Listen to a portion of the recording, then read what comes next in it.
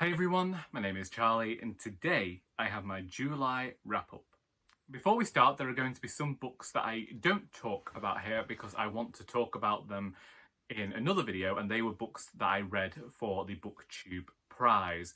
And they are How the One-Armed Sister Sweeps Her House by Cherie Jones, How Beautiful We Were by Imbolo Mbue, The Lincoln Highway by Amor Towles, and The Five Wounds by Kirstin Valdez-Quade. I don't know when that wrap-up will be created. I'm still trying to get over some frustration about seeing a certain book eliminated that I would have liked to see go through. But when it happens, and I'll try not to be so cynical when it comes around to actually reviewing the books. The first book that I have to talk about is Saving Agnes by Rachel Cusk. I don't know if I mentioned this book in my reading vlog at the start of the month, but I will be linking that in the description because of two other books that I read. And I actually started this in June, and I think that it doesn't speak too well of the book when it is only 220 pages, and it took me nearly 2 months to read. I did not think that Cusk had yet found herself as a writer within this book. I think that there are definite glimmerings of hope. However, it does fall into the trap that a lot of 90s fiction does for me, where it is trying to be somewhat more pretentious than it needs to be, and therefore I end up finding it rather boring. This book follows the character of Agnes, who has left a middle-class childhood and is in her mid-20s trying to find her way through life, and this follows her struggles. It's like Bridget Jones if Bridget Jones was so far up her own arse she became boring. I know people like Agnes and have known people like Agnes, but the issue that I had was more to do with Rachel Cusk in this book didn't yet seem to have found who the character of Agnes was within the text. Agnes has these ideas about feminism but doesn't actually know whether she agrees with them or not, which can lead to some conversation with the reader in the text as we try and figure out what Agnes believes and how that relates to our own beliefs. And it also helps reading this in 2022 to see how far feminism has come. We get to see Agnes struggling with the idea of putting makeup on because it's seen as unfeminist. So what she decides to do instead is to actually forego any form of self-care, any sort of beauty regime, washing herself. She lets that all go out the window and presents herself as this slovenly, overweight person, and in doing that finds her freedom because she now feels like nobody is noticing that she's there. However, what we also have here is a protagonist who isn't very nice, is a protagonist who isn't kind to those around her, who becomes a toxic person because she is constantly trying to become the people that she believes people want her to be.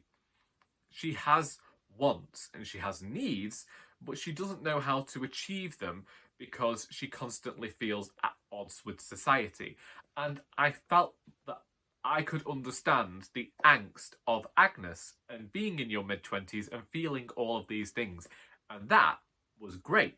However, it was the prose that let this book down because, as I say, it felt stilted and it felt boring. There was a lot of humour at times in this book and moments where I was smiling and I was like, yeah, I'm here for this wry shit. But there was a point where she was in a maze for 10 minutes and I didn't realise that she was in a maze because I'd zoned out entirely due to the plodding style of the prose and how much it bored me, and I didn't realise she was in a maze until she'd left it. So for me, it was too much work. For me, it's something you read if you're a Rachel Cusk completionist, and I would say that Arlington Park is still the Rachel Cusk that I appreciate more, and I think that the stuff that she's trying to talk about in Saving Agnes, she actually manages to talk about with much more deftly and with much more precision and much more knowledge in Arlington Park that she does in Saving Agnes. And I think that you're going to find that as a writer matures, and that is no bad thing. I wouldn't say that this is the worst book in the world by any means. I just did not adore it as much as I have adored Cusk's other work, and it definitely bored me. It bored me. Then we have Limbic by Peter Scalpello, and I am still thinking about the poem Tether from this collection. When it comes to poetry, I am often thinking about the way that poetry sounds and the way that poems are formed on the page and the way words work when used in conjunction with one another. And something about the freedom within this poetry, and I talk about something about the freedom of expression within this poetry, lends itself to the free verse, if that makes sense. So here the author has given themselves permission to discuss topics that would ultimately be deemed as taboo in society. Oh, polite society. You know, you ain't talking about this church coffee morning, that sort of thing. Unless, of course, churches have changed since I was there. It has been 22 years. But the way in which the author uses their freedom of expression lends itself to the free verse and the experimentation with form. And the poet utilises this experimentation exceptionally well, in my opinion, in this collection. It also is a collection in which sometimes I wondered whether I wasn't well read enough of poetry, but because sometimes I was thinking, why has the poet made such a decision? It's certainly a collection, as I say with all good poetry, where I would want to go back and I would want to consider the poems more. And it's something that I bring up at the writers group as well, is this idea that we can't necessarily judge a poem upon one reading of it. And when the poet can read it again, it doesn't matter. You aren't going to get everything in the one reading of it. That's why poetry collections are so short, because you're supposed to take some time with them. You're not supposed to just rush through them as I have been wont to do in the past. You read them and you think. And when I finished Tether, and that's the poem that I constantly go back to, I said it at the start of this review, when I got to that point in this poetry collection, I put it down and I mulled over it. And there was a lot of mulling with this collection, and there's a lot where I want to go back and read and reconsider and think about why the poet made certain choices, and also how that could go on to inspire my own poetry writing. And rather looking forward to more poetry from Scalpello, but also from going back to this collection and exploring it further. Similarly, the same could be said for Reckless Paper Birds by John McCullough. I do have a physical edition of this book, but I couldn't find it, which often happens when you have a room full of books, as I do. Reckless Paper Birds is one that I've been meaning to get to for a while. The poet and I do follow each other on various social media platforms, and this one had an extended metaphor throughout the entire collection about birds, and oftentimes made me rethink the way in which birds could be used in terms of imagery and in terms of metaphor, and I particularly enjoyed that. This is poetry that made me feel unworthy as a poet, and I always love feeling like that. I love this sense of reflection that it gives me, and as with Limbic, John McCullough's poetry here in Reckless Paper Birds makes me want to improve as a poet and makes me think more about what I am doing in my own poetical stylings. And I love that. I love that when I'm exploring craft, and I was particularly enthusiastic about that here. For further thoughts about this, I'm going to send you over to my vlog. I'm also going to send you to my Instagram, because I can't actually remember much without having the physical tome in front of me so that I can read it and remember stuff. But wholeheartedly recommend Reckless Paper Birds by John McCullough, and wish that I could dedicate more time to discussing it had I got it in front of me, because it definitely deserves all of the accolades that it has received and is thoroughly exceptional poetry. Then I read The Way It Breaks by Polis Loizou. Orexis, right, it's a bit overweight at the beginning of this book. His grandmother dies and things aren't going well for him, but he's got a rich friend and she helps him get a job at her father's hotel, where he becomes a gigolo. Well, what does he do as a gigolo? I didn't see it coming. You won't see it coming. Well, you might see it coming if you understand drama. But what a twisted web Loizou weaves when it comes to The Way It Breaks. The writer writes with clarity. This is very clear prose. There isn't a lot going on beneath the surface, but it's written well. It's fast moving, and I didn't expect it to take some of the turns that it did take. There are 4 parts of this book. The first 3 parts are told from alternate perspectives. So the first part is Orexis, the next part is Daria, and then we have this third part, which is about somebody else. And Daria is certainly an interesting character in the way she lives life. In terms of this novel, what I will say is it seems as though everybody is striving for something that they can't have, and everything is a performance. With Orexis, he is losing weight and becoming more muscular in the hopes that it's because he has really got used to this idea of being attractive and the way people look at him, and it means sex, and that's like the be all and end all for him at the moment because it makes him feel worthy. Whereas Daria has found this life that she thought she wanted and actually is finding that it's nothing like what she ran away from. And then we have the hotelier who you discover has used his money and his connections to give off this view to the world as to who he is, but none of them are the people that they are showing to the world. And this book is really all about breaking down those facades and revealing to the reader who these people are.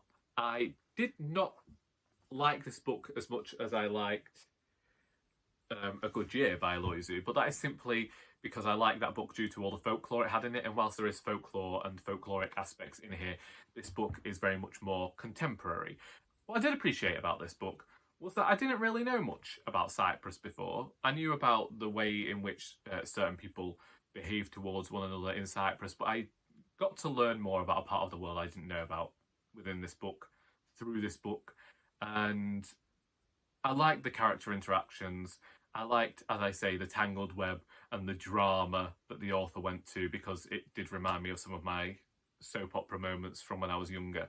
As in, my favourite soap opera moments. I did not live in a soap opera. I was never as dramatic as this, and I was never a gigolo. I could have been, but it just seems to take too much effort. I prefer a good book, you know, cup of tea. Anyway, that's The Way It Breaks. Then we have Small Things Like These by Keegan, which I read on the day that they announced the Booker Prize long list. Well, I listened to the audiobook of this because it's only an hour long. What I'll say is that Robert Powell does a really fantastic job of narrating this audiobook, and if you are going to explore this book in any way, I do recommend getting that audio narration because it's quite nice and homely and nostalgic. This is a book that follows a character whose name I have forgotten, but whenever I saw it, I remembered it because it reminded me of something else.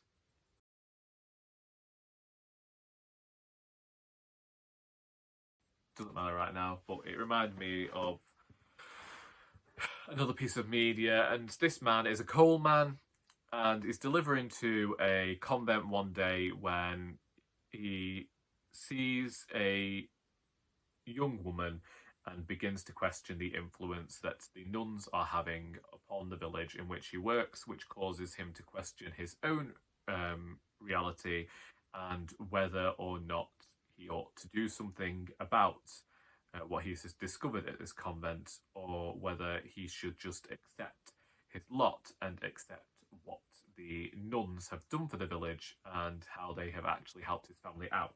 Does he turn a blind eye or doesn't he? This has homely, nostalgic prose, but I found it decidedly underwhelming, and I thought it was a bit like a Christmas special. It is set at Christmas. I don't think it was anything amazing, spectacular, or superb. I've talked with Charlie about this book. I have read what has been said in Discord, and I appreciate everything that everybody is saying with regards to this book. But personally, for me, it just felt somewhat twee. It felt like it didn't really get into any of the nitty-gritties about the topic. It was very much flash in the pan. And I don't need intensity with every book, but I didn't wholeheartedly despise it, didn't wholeheartedly love it. It's mediocre. Then we have All About Evie by Matson Taylor. This is the second book in which we are meeting Evie Epworth, and I do wish to record a singular review about this book. This book begins with a Hornsey pottery mug and something happening with Princess Anne that sees Evie lose her job with the BBC. She is now 26, having been 16 when we last saw her in the miseducation of Evie Epworth. She is still as humorous as she was back then, although it has grown up. There is definitely a maturity both in the humour and in the way that Taylor has crafted this book.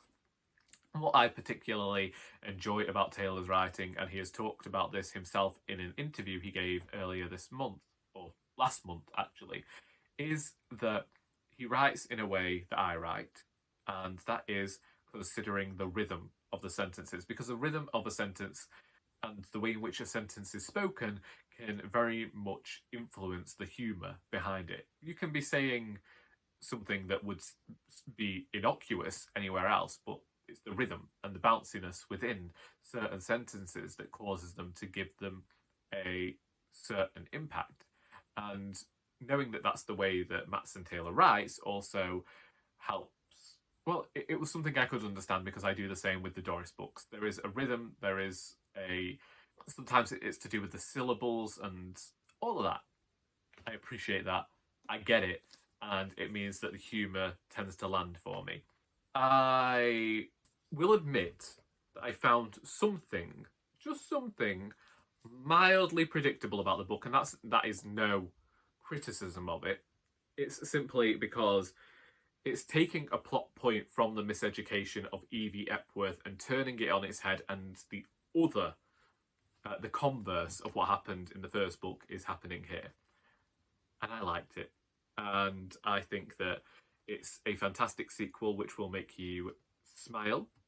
It certainly has its sad moments because it's a book that explores grief, and not to like a huge extent. This is still a relatively humorous, light-hearted tome, but it's nice to catch up with Evie after these years and to see how her life is going. And yeah, it's fun summer reading, and I will talk more in a review about this one. Then we have Treacle Walker by Alan Garner, which follows a character whose name I have also forgotten, but basically there's a magical rag and bone man called Treacle Walker who turns up to his house, and this young lad gives him rag and bone, and in return Treacle Walker lets him pick something out of his box of tricks, what have you. Anyway, something happens, and this book gets a bit metaphysical. There's a magical donkey stone. The protagonist ends up being able to see between worlds. Comic book characters come to life. Characters from myth and legend appear. It, to me, was like a fun-filled, nostalgic adventure story that I would read when I was younger, emulating stuff that my grandparents had read themselves when they were young as well.